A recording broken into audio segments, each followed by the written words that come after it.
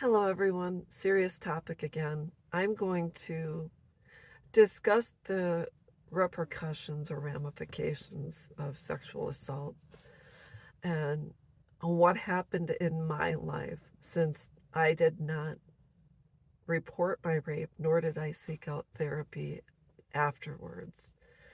And someone told me, my therapist at the VA, which took me 20 years to go see someone, she said, when you suffer from a trauma and you don't talk about it, it gets stuck here instead of it flowing outward where you can release it and deal with it and find healthy ways to cope. It gets stuck. So there's a lot of stuck points, which normally are mental and emotional, anxiety ridden, etc. And as a result of my trauma, I have PTSD. So some of the ways that it affected me, now I was raped. I moved on with my life. I got pregnant eventually, not as a result of my rape. And I had, afterwards, I ended up having two daughters, getting married, etc. And a result of my rape, it happened to where I did not feel like my body was mine, that I no longer had a right to say no, that if something sexual was requested of me, that I was supposed to just put out and do whatever was asked. And that manifested itself after I got divorced. As a result of my rape, I ended up getting married to someone who traumatized me through mental and emotional abuse. Um, I was called a slut, a whore, a bitch. I was told, because I had two kids with two different guys, that no man would ever want me. Basically, I was a piece of trash and I would never get any better than him. It was extremely scary. But when you're raped, you lose all value. You think, I am a piece of trash. Nobody's gonna want me. Why would a nice guy want a girl like me who has been used and abused and tossed aside? So the value goes down significantly. I dealt with a lot of fears. I would be walking through a parking lot and see a guy walking even to his car, and I'd freeze up. I I couldn't. I always thought, I'm going to get raped. I would walk into the VA and there was some strange guy behind me, and I'd have to stop and look at my cell phone in order for him to walk in front of me to see what was going on. When I did work, I worked in a cubicle that was kind of closed on three sides, open behind me so people could walk in, because I have all the documentation needed for certain work projects and things like that.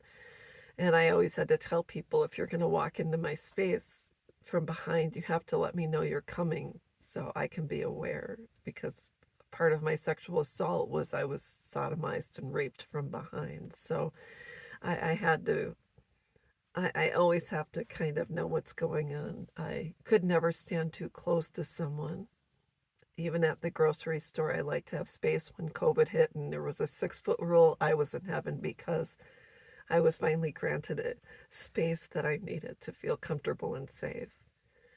All of my friends would always say, well, you're hypersensitive. Why are you always looking around? And I was always, always, always aware of my social settings. And even in my home, I lock the doors, make sure everything's sealed up. Well, I'm married now, so it's a little bit different, but I, I, I think the devaluation of the human body and spirit, as a human being, was the hardest to deal with, because I was untreated and undiagnosed for many years, raising children. Got divorced from their dad, and I dated, and is just, and having children isn't, it was enough, but not feeling worthy as a partner, and then having a picker that's off, means you're not dating people that are treating you with a whole lot of respect. So My children, I'm sure, went through the ringer with that as well, and they didn't understand, and I didn't understand either. And I think the hardest thing to grasp is the why. Why would someone choose to harm another person? Why would someone choose to harm a child, an animal, etc.? But why? And the answers, some people get answers and most people don't. And living with not having an apology, not having an answer is very, very difficult, because I even saw the man who raped me in court eventually. This was over 20 plus years after the assault took place, and still there was never any acknowledgement, never any I'm sorry, or there was never any reasoning behind why this happened and why me. I don't want it to happen to anyone, but what made me an easy target. So, anyways, that's just a few things that I think survivors of sexual assault go through, especially people that don't talk, that have to live with the consequences of a very violent act, and the guilt and the shame, the what could I have done different, the guilt that we carry. Um, it on the outside, as a single mom, and I had my daughters, and I was, I held down a great job, and I raised them and was very active with them, and so externally everything was fine, and I love my daughters and I love being a mom.